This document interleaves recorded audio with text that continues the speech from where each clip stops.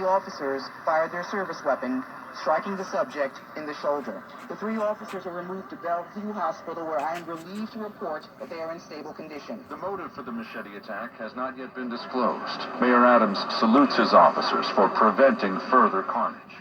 We do a preliminary review of the body cam video. We see how well these officers executed the plan that was put in place by the New York City Police Department.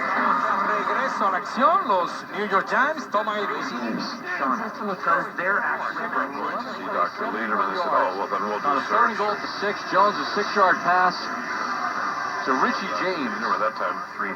John Gottman says that if you're fighting with plus superior nutrition.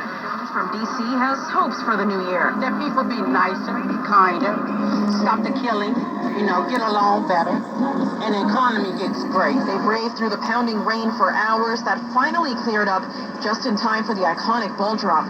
Christy Gleason, 1010 wins on 92.3 FM in Times Square.